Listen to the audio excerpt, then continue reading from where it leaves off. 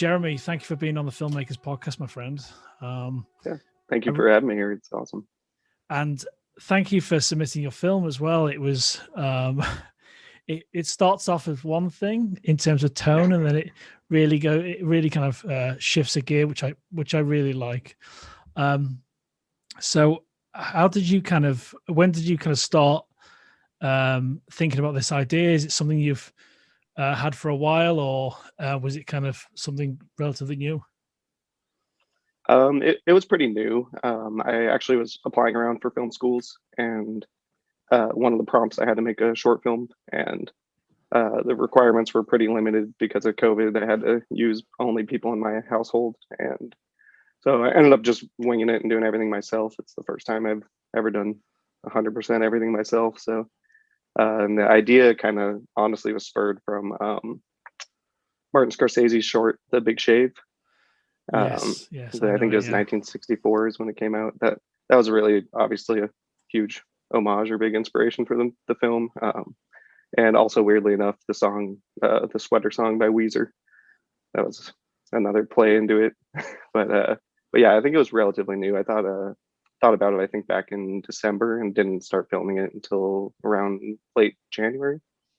So how did you have a monitor on your camera to work out your camera positions, or? Yeah, I definitely had an external 7-inch. I don't think it would have been possible without it. No, absolutely. I really enjoyed your film, and it's really nice to because last year we with the filmmakers I interviewed and the films I saw, I kind of got a picture of who they were, and it was really nice to kind of build up our little small community. It's building up every year. We're in our second year now, and when we received your film, I thought, oh yeah, sounds great. I love the title card. I love the kind of aspect ratio you were going for. It's like, was it 133:1 or 4:3? Yeah, it was. I think it was 137 or 133, so somewhere around there. Yeah, the old school Academy format. And it kind of made sense with the mirror and the framing and the subject matter. It really kind of lent itself, your location and how you shot it.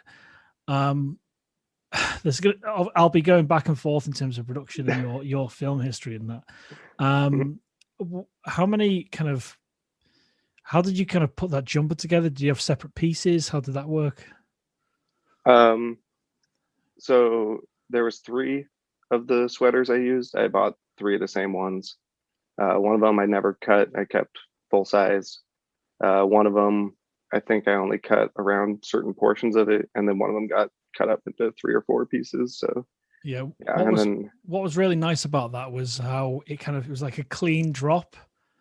Yeah. There's something really, I can't quite put my finger on why I like that, but it was like it was almost like clothes dropping off, like when you actually drop clothes off, it's just like that. Yeah. And I kind of there's something I kind of liked about that. And was it always was it conscious choice to go with red in terms of the jumper? I kept going back and forth between red and navy blue, but with the white in the bathroom, and I tried to make it mostly white around me. I think the red really jumped and really played into the blood when I was going into that. So I think they really played together well. So yeah, I had bought 3 blue sweatshirts and 3 reds, and ended up going with the red in the end. I think it popped more in the bathroom. Yeah. I'm just trying to picture that now as a blue. We'll throw up a screenshot of the film when we talk about this. And I think definitely blue. Yeah, it absolutely works. The blue wouldn't have worked, and the red absolutely works. And it makes a lot of sense, especially with what happens in the final few shots. Well, I actually initially I was thinking of shooting in black and white because I've never done any special effects makeup, and I didn't want that to undersell. I thought black and white would kind of hide the blending more. And once I shot it, I thought the red was a nice effect, and I kind of had to run with it, even though I wasn't 100% happy with the special effects. Was that something that you produced yourself? Yeah, and regrettably, I should have done it on my left arm because I did everything on my right arm, and I'm right-handed, and it was like, honestly, it was awful. It was a mess. It took me hours, and it was not even that good. It's just hours to do. Was that something you already applied, and then you realized once you've applied, oh, that actually doesn't work on that arm? Well, I I had shot all the previous stuff before the special effects, so like the sweater stuff and unraveling and how it fell, and it ends up being on my right arm with a thread. And I was like, for continuity, I have to go with it. It's too late. Like, Yeah, so, you don't want to buy another sweater, do you? No. Yeah. So yeah, so when was that? When was the film finished originally? I think the first week of February of this year. And that was a requirement for. Was that a brief you were given? Yeah, it was one of the prompts for the portfolio I had to submit. Yeah, I is horror something you kind of I don't want to say that's a spoiler, but is horror something you appreciate, or kind of those kind of tropes, those elements? Is that something you kind of enjoy? I mean, I'm not genre specific. I absolutely love all film, but I think darker material, horror. I like dark crime noirs. Like Seven's probably my all-time favorite film. So Yeah, just anything that's gritty and kind of emotional, I'm into. So yeah, it's Seven. When you watch it now with who's in the cast, it's even more creepy. yeah, that's true. I mean, I try to look past that in the art. Yeah, And try to well, that myself, I completely agree with you on that, because I love LA Confidential. It's one of my favorite films, and yeah. the complexity of it, the script is so good, and the direction, Curtis Hanson's a genius, and the cast, the performances were brilliant, and it's one of those films that I kind of forget how it all works because it is so complex, and it's like, and then there's moments that I remember everything at the end, and then it all kind of falls away. And like you say, you can't let what's happened in the recent past that's to affect the overall enjoyment of something that's you hold so dear. And Seven's a work of art, especially with Definitely. the rain, the direction, the writing, the sheer darkness of the whole subject matter. Especially I just love the ambiguity too of the town. Like, you don't really know where they are. Just the dark contrast to going into the fields in the end. Like, I don't know. There's just so much that hits in that movie that's just phenomenal. Absolutely. And Kevin Spacey, I mean, not that I want to like support him or anything, but he was definitely one of my bigger inspirations when I was younger. I loved American Beauty. I thought he was phenomenal, probably one of the greatest actors of his time. But the performance, it's just a shame. It is. It absolutely is. That's it's like some of the cinema. I used to watch a lot of filmmakers like is it Jules Dassin, that there's an Italian crime film called Rafifi, and he was blacklisted as a communist, but his films are amazing. He's a super director. It's a similar thing with Roman Polanski. I love Polanski. Like Chinatown is a work of art, and Rosemary's Baby is just I was watching that the other night. That scene is just so, it's one of the scariest scenes I've ever seen in my life, with purely practical effects. Like, you know which one I'm talking about. Absolutely. Absolutely. But we'll kind of leave that to one side, but you can't, the art stands alone on itself. It Definitely. Really does. And no matter what people have done or haven't done or accused of, I think that there's so much enjoyment. Rosemary's Baby is so grim. Totally. So grim. And what I love about that film is it's got Wilmer from The Maltese Falcon, and Maltese Falcon's one of my favorite films. And seeing him as this older guy that's like, and they're the only two films I've seen him in. I think he's in like Passage to Marseille, something like that. Okay. So I can't remember the actor's name, but he's the kind of older balding guy that's in the apartment, and he's brilliant character, and superb movie.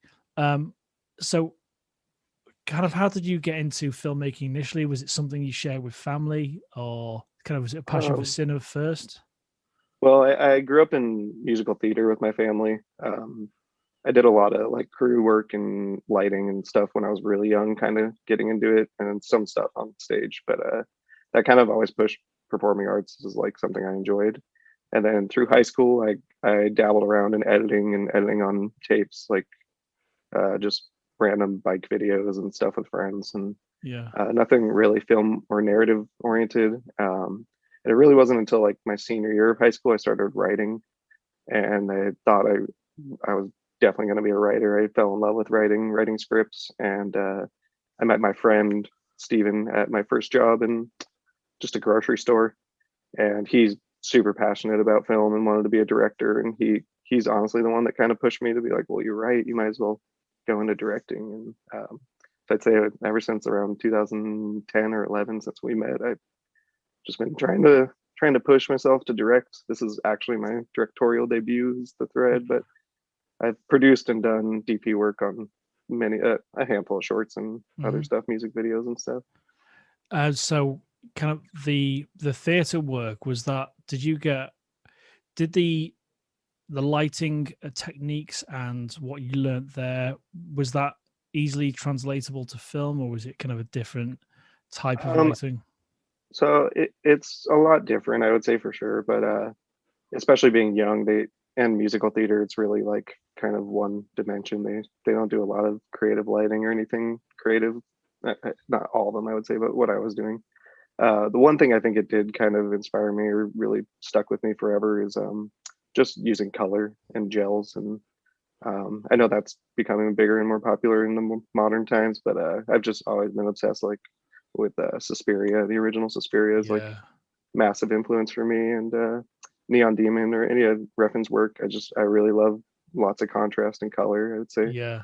I'm not a huge fan of Neon Demon in terms of the actual film, but it's such a beautiful film. It's beautiful. Yeah. The story is not his best, but the cinematography, I mean, Natasha Breyer is just it's amazing. stunning. It's absolutely stunning. And it's kind of, it's obviously it's great to see Roger Deakins and legends like that. And you know, but it's really nice to see new cinematographers kind of really kind of reaching for the stars kind of thing. And it's and just seeing some really kind of new techniques, refreshing things, you know. And and Neon Demons that's the same director as Driver or Driven, isn't it? Yeah, Drive, yeah. And Drive, he did Only God Forgives. I think he did Bronson too, and a couple others. Yeah, I love I thought what's the actor called in Drive? I think he's Ryan Gosling. He has smashed it in every way now. Comedy, acting, and in Drive. I bought the soundtrack straight away. Like some films can really hit with me, and it's not about liking a particular songs. It's like the journey it's taken and it brilliantly used throughout the film. And that Drive it's shot so well. It makes me want to go out in the car. You know, it's one of those films like when you see someone or like an activity in a film and you just want to go and do that. That's what Drive gave me. And that was the kind of car mount stuff. And the closest thing that I like particular genre things where it comes to a situation like Carpenter and being in a single location or a single vehicle or phone booth or something like that. And there's a great film with Frank Grillo on Netflix called Wheelman, and the whole thing's in the car. The entire movie's in the car, and Grillo sells it. It's just a brilliant whole narrative. It's fantastic. I think the other one's Locke. I think Tom Hardy's in the one that's really similar. It's all in one car and mostly on the phone. Yeah, and he makes talking about concrete fascinating. I think it's Stephen S. Knight I think he was one of the writers on Peaky Blinders, and he did that show's great. Taboo as well. I think it was Taboo, Tom Hardy's other show. And it's great. You know what you can achieve in a single location, like any of those feature films or your short. It's people think it's easy to do something in a single location, but I'd say it's super, super hard. And, through interesting shots and a really interesting story, like finding a thread, like when we all find a thread, it's almost like a common theme, like a common thing that everyone kind of finds. And like, you always just want to go, I'm going to pull that, see what happens. And then your film goes down the kind of Dream Warriors, Freddy Krueger route, which really appeals to me, Yeah, definitely. I actually almost wore my My Yeah. Nightmare on Elm Street shirt. Yeah. And when I found out when I was older that it was green and red, not black and red, I was like, that blew my mind, you know. So yeah, it was your kind of your color palette on the film, and what you did with the grade, even if you didn't do too much with it, or what you did with it, had this kind of aesthetic to it that reminded me of Dream Warrior, and something about the sinister nature of being in the bathroom, and it's all clean, it's all white, like you were saying, and the red sweater, sorry. Yeah, it was. I know I keep going between US and UK, and yeah, but one yeah, of my favorite things. I have a buddy from the UK, and one of the favorite things he ever said to me was, he asked if I had seen his woolly jumper, and I had no idea what he meant, but it was great. It was awesome. Yeah, there was. I saw an interview with I think it was Liam Hemsworth and Woody Harrelson, and they were talking about Five Guys, and the Five Guys is like a really nice. I think it's a Dutch burger chain, but it's really big in the UK now. And this female interviewer was talking about having a Five Guys, and it sounded all sorts of creepy, but it was just a UK thing, and she was talking about, and she explained it, and they were just laughing, you know. So I love picking up. I love picking up new things from all over, people from all over the world, which has been nice to be as part of this interview series. We kind of.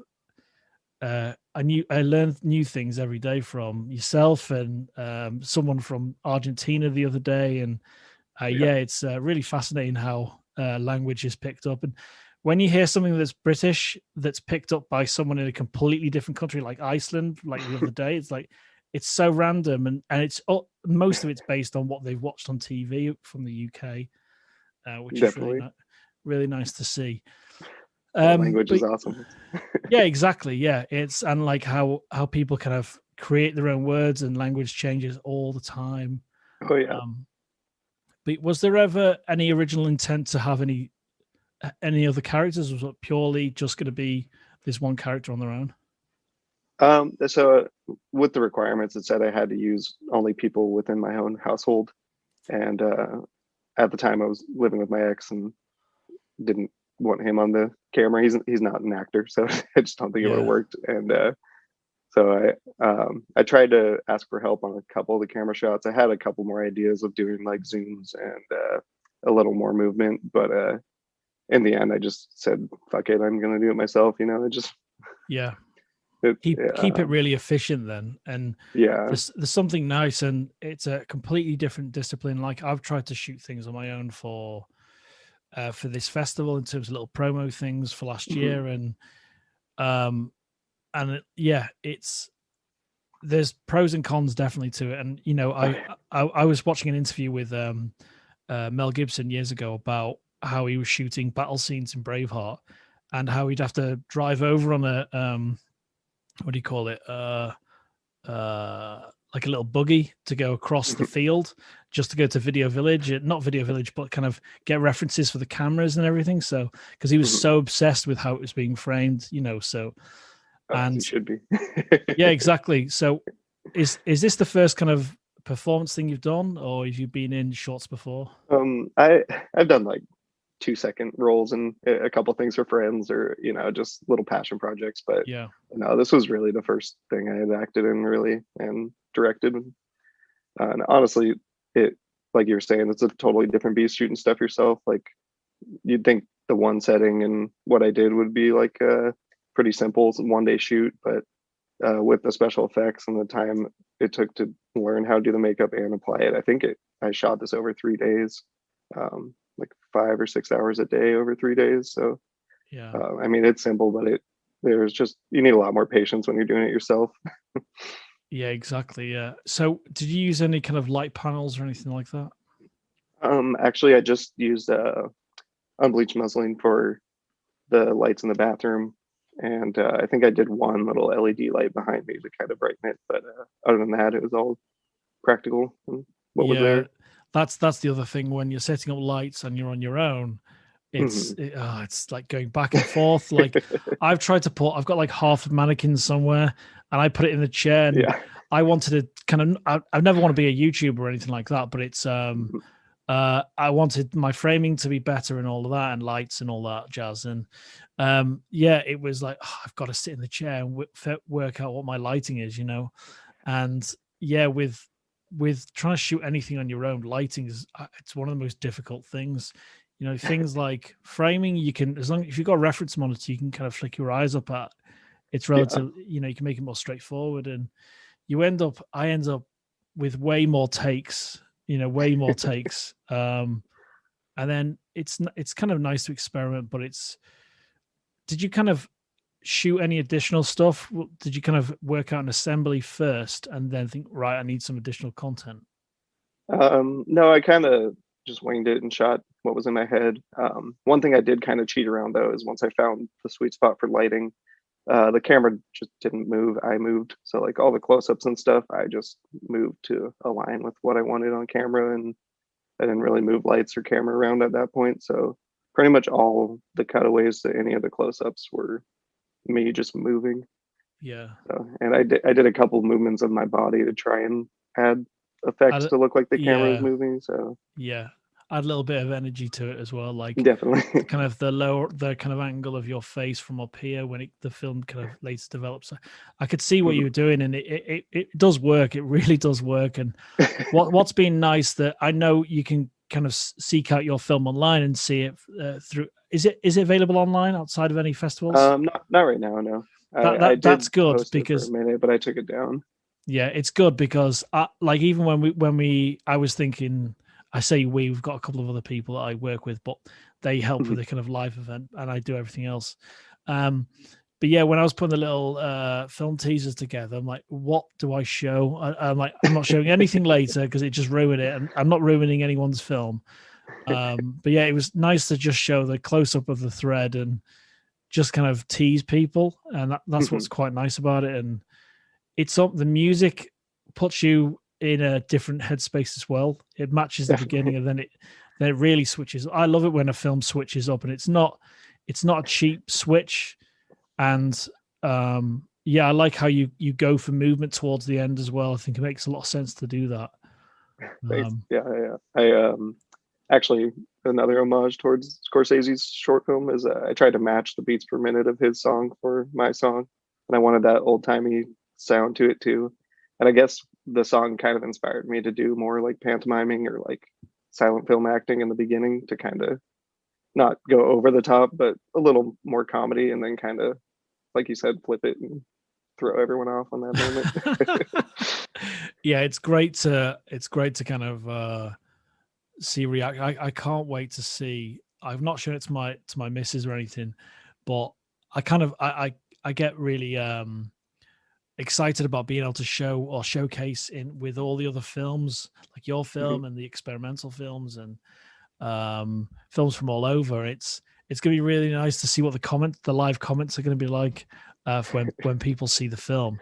And it sits nicely in a, it doesn't, like you say, it's kind of not gender fluid, so genre fluid, in terms of doesn't know what it wants to be kind of thing. And I really love that.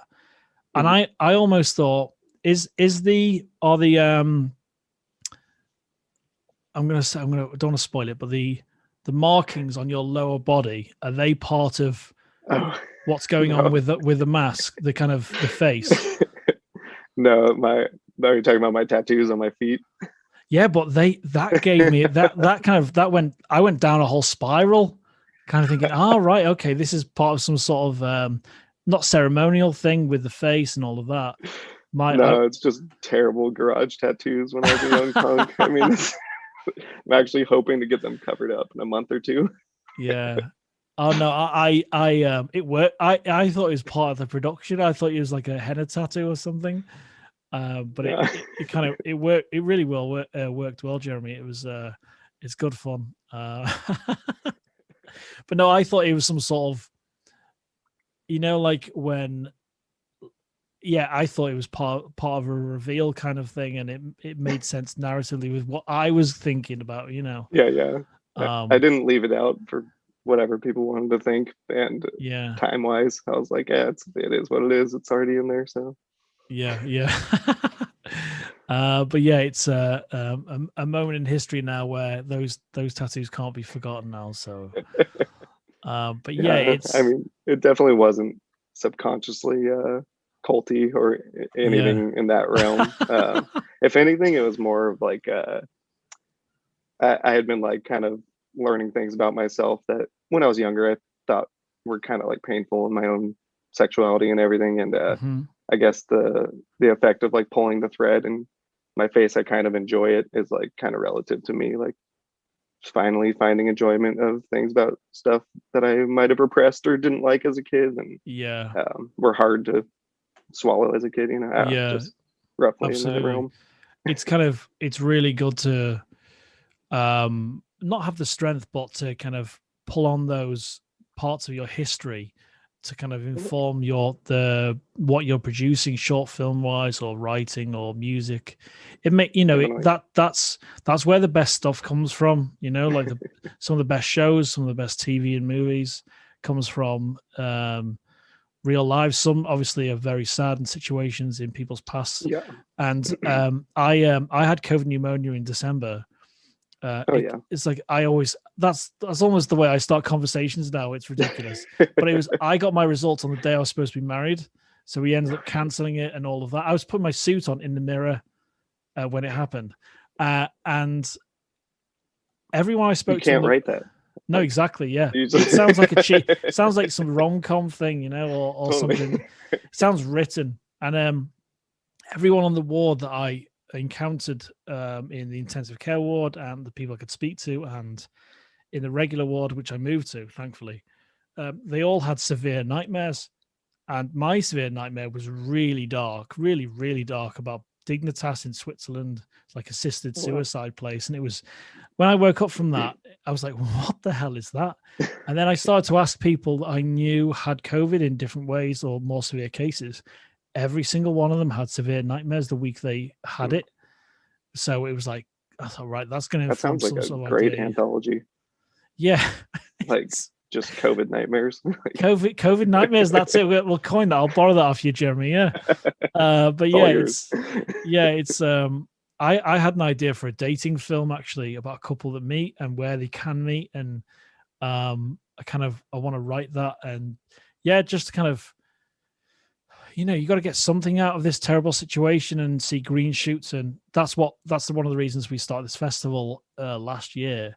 And we're in our second year now, because we wanted to, originally myself and Chris, who founded the festival, we're going to send each other short films, and we're going to preoccupy ourselves with time wise, apart from regular work life at home. We were going to send each other short films, and I kind of suggested, oh, why don't we open up further to people online? And then it coincided with a Canadian film festival called the Isolation Short Film Festival. And then people were submitting to both, which was really nice. And we got some great judges last year. We've got some amazing judges this year as well. Like Akiko Sterenberger, who's a poster designer and Is actually artist. why I applied. Yeah, she's amazing, like super Yeah, talented, really nice to I'm speak to. obsessed with her work. Yeah. And it's so refreshing. Like, I really wanted to buy. There was a canvas print. I don't know what it was for. It was like a half someone being followed and half policeman. It was like a split painting. It was Oh yes, for a short film. I can't remember the name, but I did see her post that brilliant one. piece. I was like, oh, I wish I had the Totally. money for that. That'd be a great piece of art to have. Yeah, and she's done works on some of my favorite recent films like It Follows and Honey Boy, and Yeah. I love her style. It's incredible. The great thing is it's super refreshing. You can Yes. almost, and it's not just one style. It's not like Drew Struzan's a legend of poster design, but a Drew Struzan poster, which is great, and they are amazing, legendary. But I really like what she kind of brings to the table, her design aesthetic. Like, if you look at Bryce Dallas Howard's company logo, I think it's called Nine something. It's different faces of acting kind of thing, and it was Okay. like, it's completely different to anything else she's done, and it's fantastic. And I think it was a single man with the Coen Brothers film she did the poster for. Oh, It was just a pair a of serious man. glasses. A I think series, it's a yeah. serious man. Sorry, yeah. Yeah. I'm getting a simple plan and other things mixed up in my head. No, So A Single Man though is definitely one of the films that was a huge inspiration for me. I mean, yeah, that Tom Ford, that was beautifully photographed. It was a yeah, great film.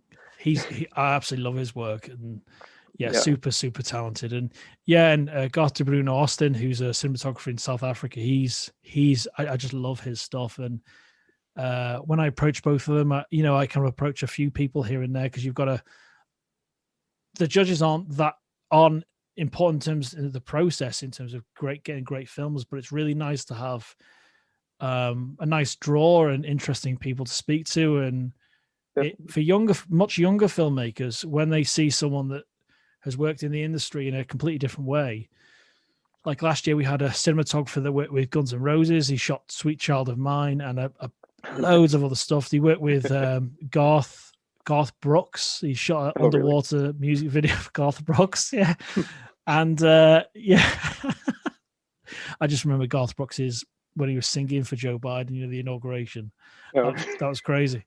But yeah, it's really nice to kind of mix things up. And one of the judges, or two of the judges, actually said, "Oh, can we do this year?" And I kind of wanted to freshen things up and have other people. And we've got Michael and Jessica Chan from Toronto, and they host a great podcast about food in Toronto called Talking with a Mouth's Full.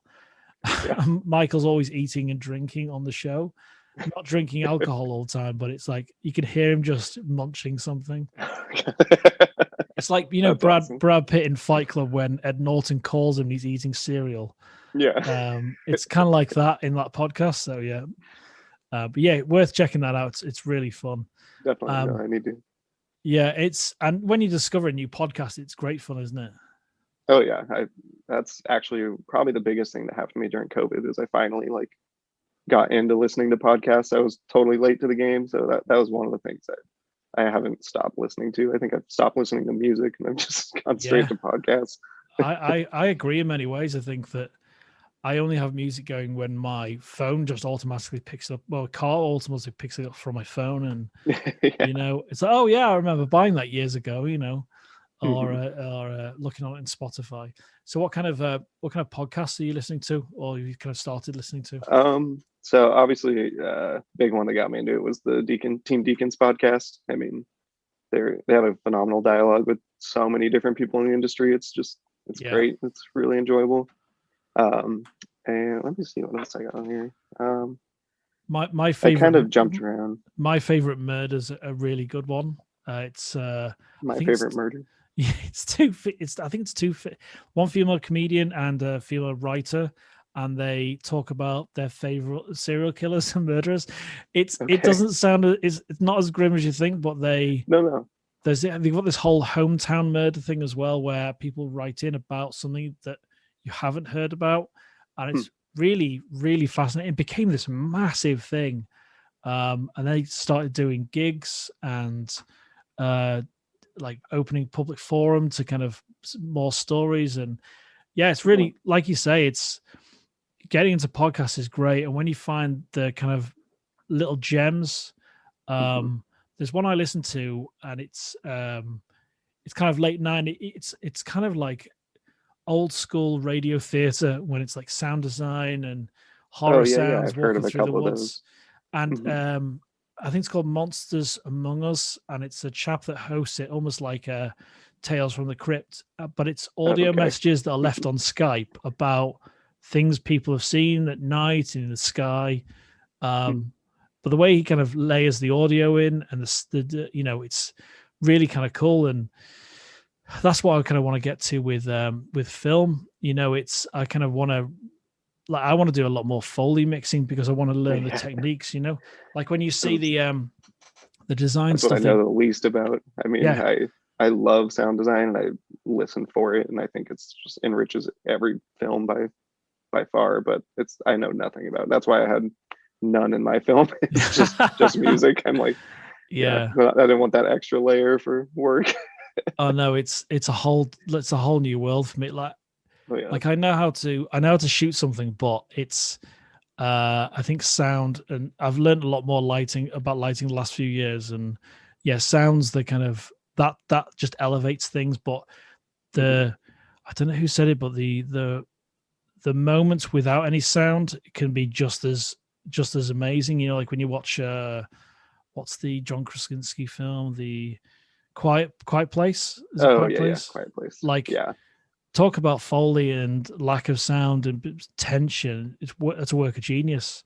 definitely. And when you see I've, that it's celery, it's like twisted celery they yeah, use for the watching the those back. screeches and everything. Yeah, Oh yeah, I mean, silence definitely can be a sound essentially in film. I mean, it, yeah, and that film does a great job, especially when it ramps into the scene when they're playing the board game and knock yeah, over the lantern like that. yeah, That just kind of jumps right at you. It's all silent until the moment. Like, yeah, it was phenomenal. That was really well done.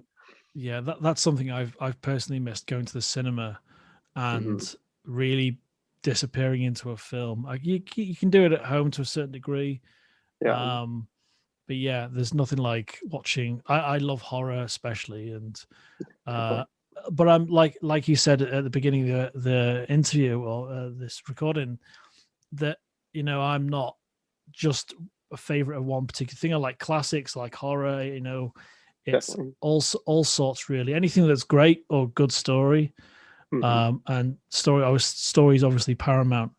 Um, but yeah, it kind of, what are you kind of looking towards making? Was that something that's uh, is short films always something you wanted to start with or to start making? Um, yeah, I mean, I've worked on them, producing them, and DPing them for a while now with a couple people, mostly passion projects, and I think they're a really entertaining art form, especially with like TikTok and all that coming out. Like they're gonna start growing for sure. But my heart's in features. I mean, if I had a choice in the budget, I'd be doing features for sure. So, and I think I've roughly, I mean, I've written plenty scripts, but right now I'm solidifying two that I've been writing since about 2012, and a new one that I've just picked up during COVID. I've been starting to write, but it might be a while down the line. I don't have the budget for it myself, so. Yeah, that's But I yeah. am actually currently producing two feature films. One of them's like a no budget indie, kind of like Clerks meets Memories of Murder, more like a hometown murder, like you said in the podcast. But just that one I think shoots in 2 or 3 weeks. We're starting production, Oh wow. Okay. and then the other one we're still looking for funding, but it's an adaptation of a play, and the play did really well, so we're hoping that one will do strong. Will be strong. So are you going to be kind of so the feature that's starting in a couple of weeks, are you a writer or a producer or? So I'm the DP and I'm producing. My good friend Steven, who I mentioned earlier, is the writer, director, producer, and mostly just friends. We got a couple people we got on backstage, but majority actors are friends we've worked with for years now. We brought in another producer who's also named Jeremy, so it gets a little confusing. But Yeah. Yeah, I have to wear different jumpers or different sweaters. Yeah, exactly. so you know who's who. But yeah, that sounds like that's an interesting challenge. Especially, is it a relatively small crew? Yeah, bare bones. I mean, there's probably on the crew itself, there's about 4 or 5 of us. So Yeah, it is mostly in one location though. It all majority of it's at a video rental store. So yeah. That as we say here, that's my cup of tea. yeah, That's the generation I'm from. Is going to what's in the UK is called Wise Time, and I don't know if it was a Northwest local thing, but we had yeah, a Blockbuster and Hollywood Video were the two I grew up with. yeah, Hollywood Video. Yeah, I remember the adverts for that. But yeah, Blockbuster missed the trick with the online rentals, because that brand would have been cooking now. Yeah, Uh, as soon as they didn't make that switch years ago, you just saw the writing was on the wall straight yeah, away. it's Um, sad, but man, I remember going to those weekly with my parents, oh, and it was. sometimes I'd rent the same movie over and over, and Oh yeah. just What was your? I've got one in mind. What was your kind of? Have you got any films in mind that you rented repeatedly?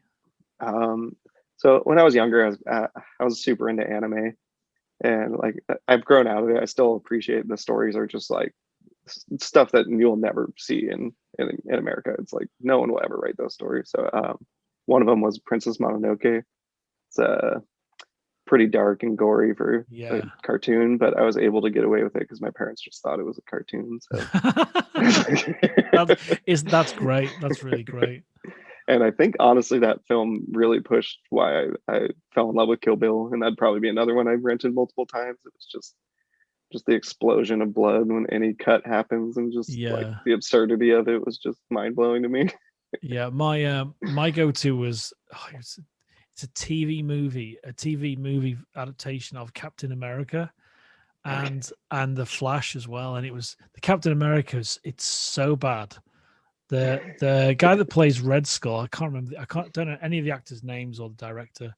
I ended up speaking to the writer and producer of the film, which was a real head trip because I remember going to. I know exactly where the store is. I could drive there now, and it was on this little, like in the US, you've got obviously a lot of what would you call them, where you would like it's a car park, but there's a bunch of shops in a little. Oh, like a mall or But a super small one where you've just got like really small stores around and it's open. And yeah, like I don't know, like a shopping mall or outdoor mall. It's less common here. It really is less common. Hmm. And there's only like one or two in the kind of that I can think of that I've ever seen. Really not very common. But the one at the rental store I used to go to it was super tiny. It was on one of those kind of outdoor malls, and I used to go, right, I know where Captain America video is. I don't know why they kept it there for so many years. But yeah, it was like I was speaking to a horror filmmaker last year, Ian Rayburn, super talented guy, and he submitted. He's working on a Hellraiser fan film at the moment, but his stuff's really excellent. And he was talking about how he got into horror looking at the covers, the artwork on the boxes.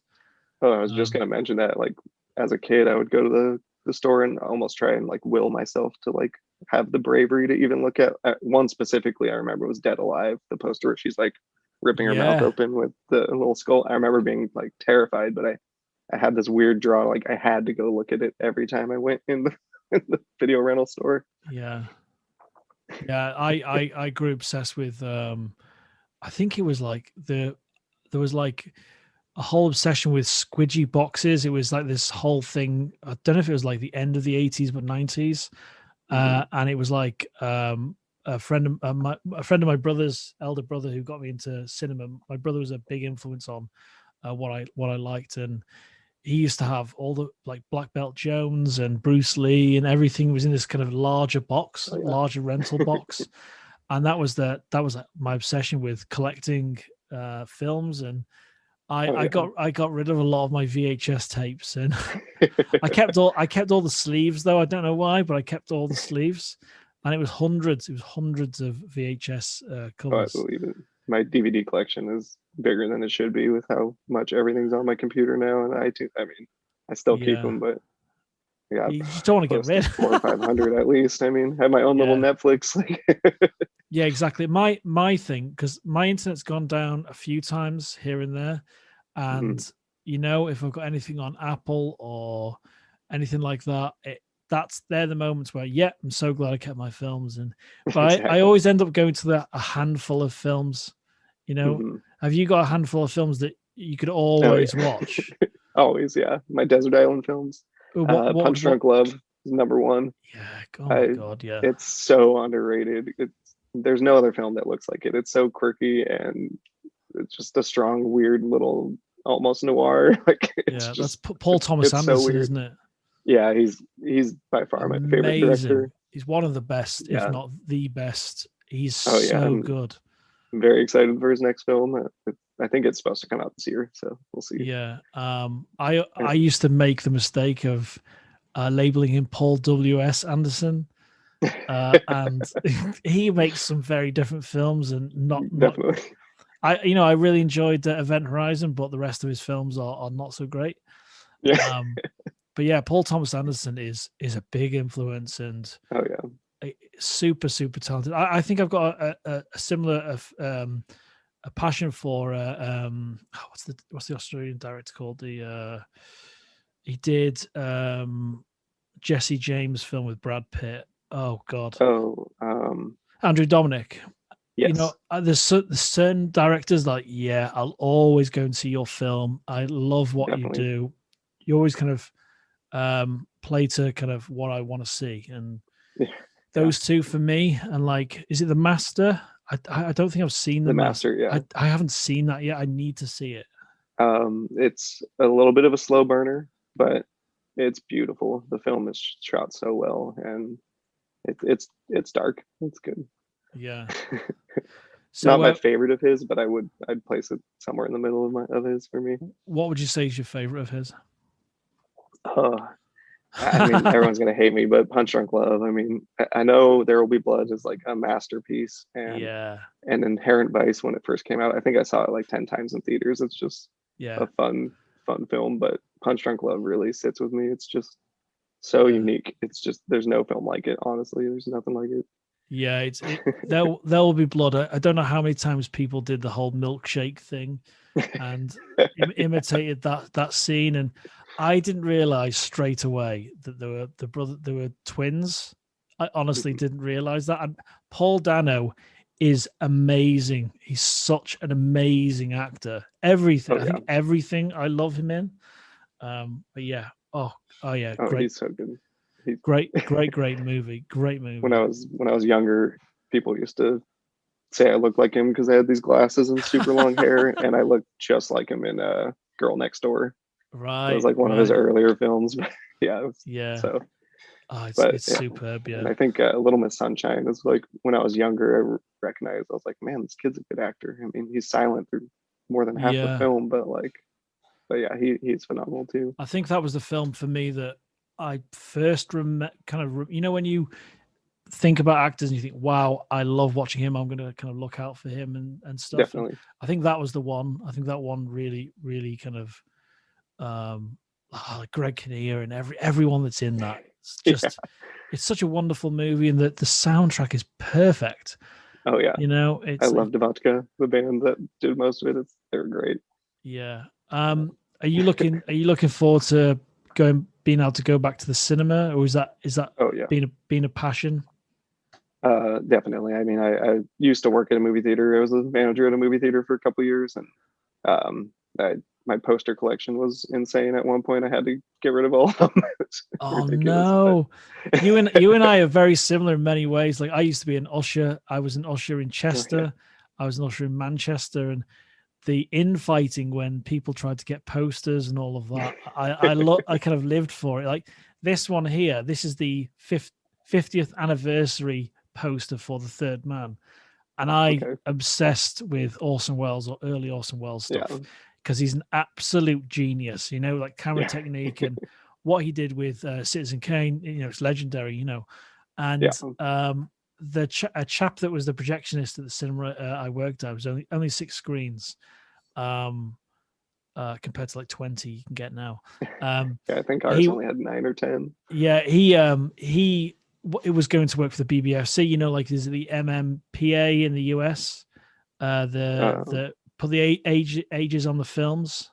oh yeah, yeah, So he was going off to the BBFC in the UK, work for them, and he was like, "Oh, I really wanted that poster," and I ended up. They were trying to tell me to bring it back. I'm like, I'm not bringing it back.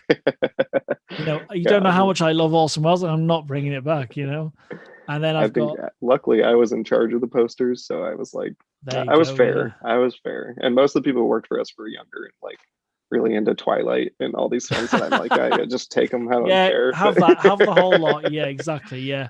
So, did you have any favorites when you had your collection? Do you have any favorite posters? um, I'm obsessed with Cloud Atlas. That film is Yeah. so underrated, and I was working during the time, so I think I even got a vinyl, like what was it, 10 by 5 foot vinyl rollout. It was just massive, Yeah. and the poster itself too. I mean, it's a safe poster. It's like a Star Wars poster. They got faces, and it's nothing like Yeah. really phenomenal, but the film itself was just inspiring to me, and I love that poster. And then I think I had one for the Master, and I dug up one for Shutter Island. I Oh love wow. the Yeah. like that one as well. Is that with the match? I think it's the match under his Yeah, face, like isn't it? it Yeah. has the island, and then his face is like with the match lit and silhouetted Yeah. on the side. Yeah. When Cloud Atlas was made, was it the Wachowski brothers at the time? Um, Was it Lana or that's a was it good both of them? I question. I can't quite know remember. I'm almost positive Lana had come out as trans, but I'm not sure if they both were. I think they Yeah. were the Wachowski siblings at the time. Yeah, I love what Lana did with Sense8 on Netflix. Yes. I was so gutted. You know when they killed the show off, and then this was it a holiday special, and then was it a final season or a 2-hour movie? I've I not think they seen the just did a 2-hour movie movie. yet.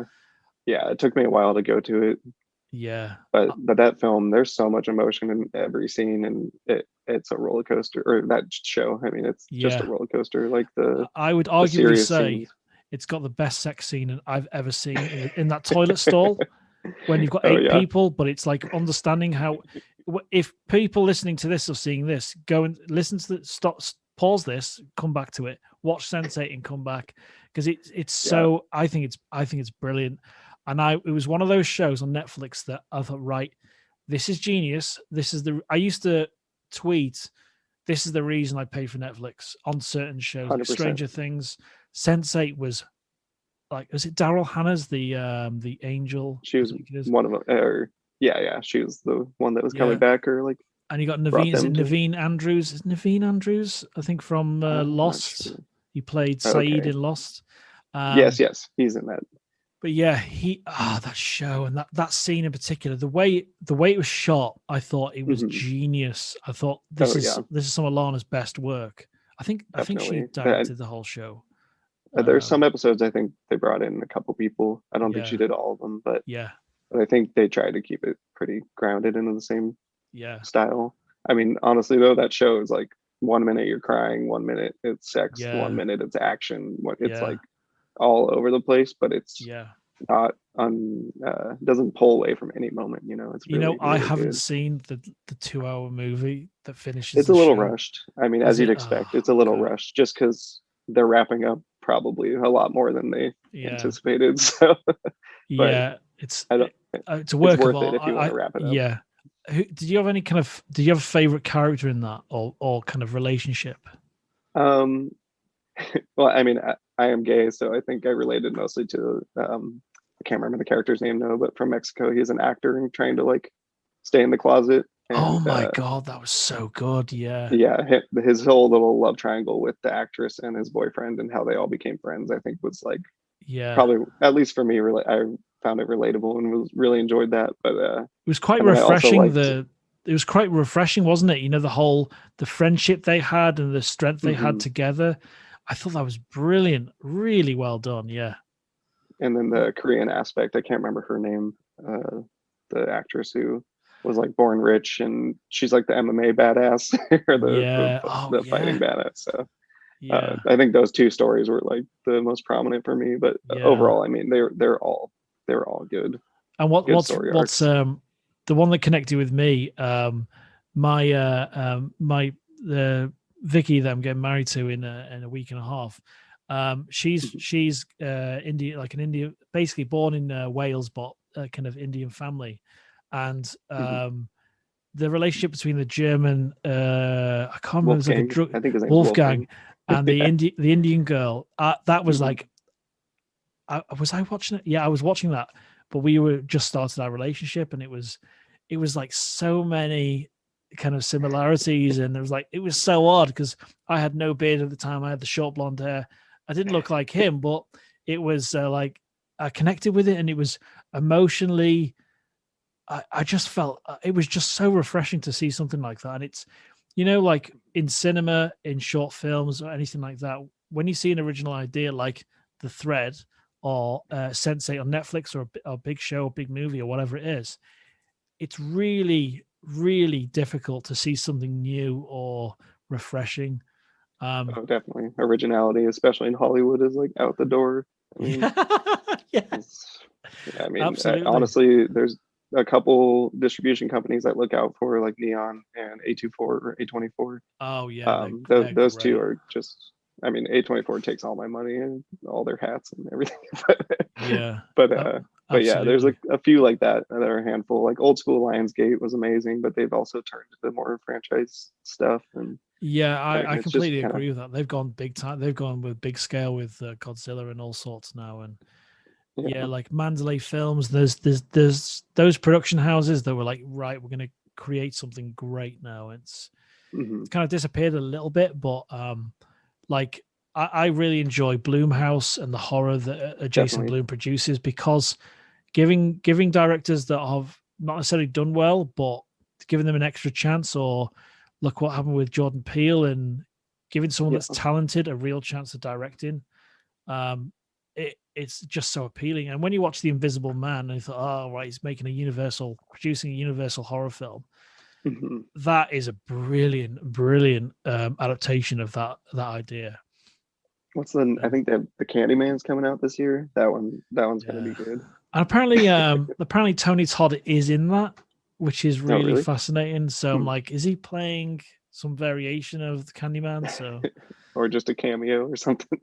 yeah, I watched that recently, Candyman the original, and Hmm. wow, what a movie! What in terms of, like the differences between this writer and going into a world she knows nothing about, the kind of Oh yeah. projects where she's going to, like investigating this thing, and she's very blasé about it, and yeah, and then she gets fully enveloped in it. Oh, it's a wonderful movie, it really is. Yeah.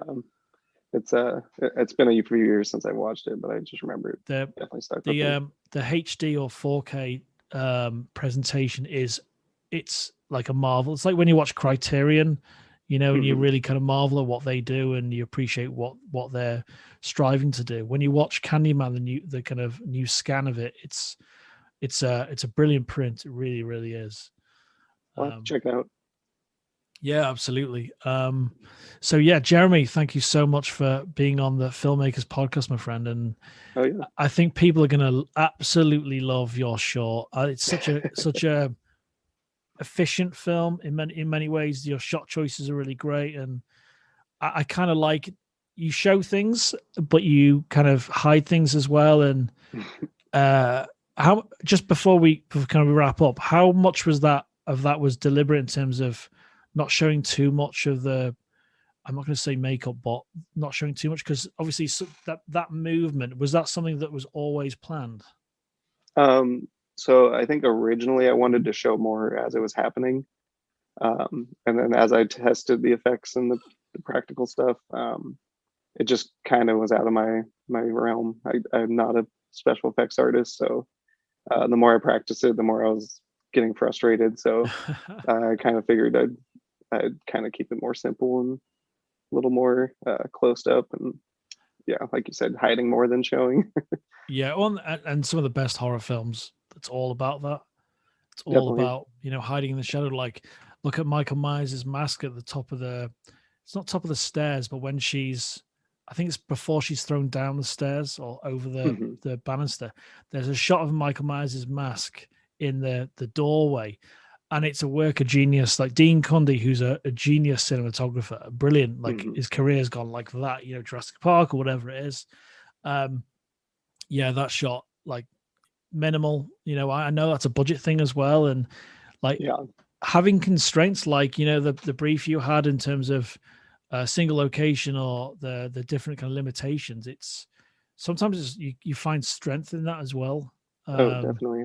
I much prefer that. Like even in just in school when teachers are like, write about whatever. I'm like, I'm gonna think about everything now. Whereas like if you contain me or give me yeah, restrictions, I feel I have a little more grasp on what I'm gonna do creatively. exactly. Yeah. And the last time that happened to me, when I was asked to do a piece to camera for a friend's birthday. He's a music producer in Canada, and I spoke to his partner. She writes for like adverts and that kind of thing in terms of music, and she said, "Oh yeah, just send David a piece to camera, 20 seconds, and just use one word to describe him." I thought, oh, okay. And then I wanted to get super creative with it, and then I said to Smudge, I said, uh, you know, what do you want? Do you want a piece to camera? Or do you want something else? And she said, oh yeah, just go crazy, do whatever you want. I thought, oh, okay, go crazy. And then myself, Smudge, and her partner David, and Jessica Chan, who's part of one of the judges, we do this Slayer Talk, which is a Buffy fan show. So I love lighter horror as well. So we've done the first season. We've just cracked on with the second season. We meet on Zoom and we chat, and we just kind of go on to detail and themes and all sorts. And is that a podcast you do? Yeah, it's a podcast. It's part of the Hellbound Horror Festival, which I founded. Okay. We had some amazing judges for that as well. But yeah, Smudge said go crazy, and I thought, right, I'm going to say the word Slayer. So he, okay, but how am I going to do this? And then, okay, I'm going to go and shoot in the graveyard. I'm going to shoot it in the day. I'm going to shoot. I've never done day for night. I thought, right, if they can do the really bad day for night in Deliverance, there's a sequence in Deliverance that's really bad day for night. I'm gonna try it. With the tools we have, the tools I've got right here, I was gonna do it. So I ended up shooting this whole thing. I was I was dressed in leather jacket and trousers and shoes, and how I would see myself in Buffy, in the 90s. Yeah.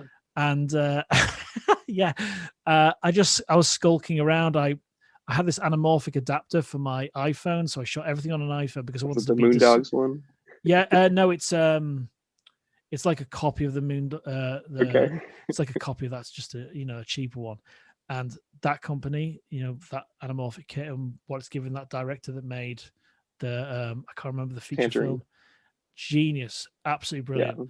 And yeah, I shot everything on Filmic Pro, and I was. I kind of plotted everything in my head, and I did everything on scene. And there's a huge graveyard near here, and I shot everything. And my partner, we had our little dog who was kind of tied up to a tree. So yeah, we just went crazy. And having limitations, my only limitation was just do something crazy, and it had to be 20 seconds. And I had this whole sequence, and I had this I was doing my only first Foley in ages, where I was breathing into the mic as I was kind of skulking around this thing. So yeah, it's great having limitations, and it's but yeah, it's fun doing that show and talking about Buffy, and because I love serious horror like Hellraiser, and then I like I like really soft stuff as well and easy to digest, so almost like baby food, I kind of like I like a steak, but then I like something simple as well.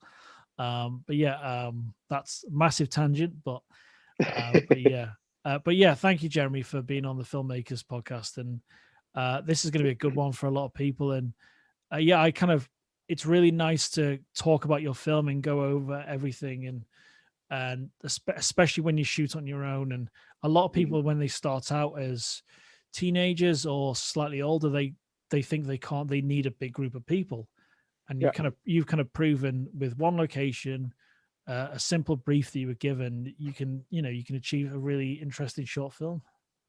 Thank you, and thank you for putting this on. I mean, I've been to a few festivals that honestly make the filmmakers feel like they're lucky to be there, and that what you do here is awesome. And you really promote the filmmakers, and I'm just really excited for the festival and see what happens. I appreciate that, Jeremy, and that was the core principle that Nadia and I had when we kind of because we produced the podcast and together, and we kind of seek out some of the filmmakers, and that's the number one thing, the core thing, and that's the reason we wouldn't want to charge for submissions or anything like that, and we just want to make it as accessible and as fun as possible, because last year we had a chap that won, who was, I think he was 14, and he did an animation, and he won best animation, and it was about a fly. What would a fly do in isolation? And we wouldn't have seen that unless we were really accessible, and we had experimental films from India, and with what's going on over there, because the COVID cases are crazy, and what's happening. I've just read about the Ganges, and there's bodies that are coming up from the water because people it's so horrible now. So yeah, without being super accessible in terms of allowing experimental films and being super available worldwide, initially someone told me I hadn't ticked the right box, and I just put UK submissions only. I'm like, oh no, I'm super limited now. But yeah, it's we've had a so whereabouts are you in the US? I'm based in California. Right now up in Sacramento area, to Lake Tahoe, kind of around there.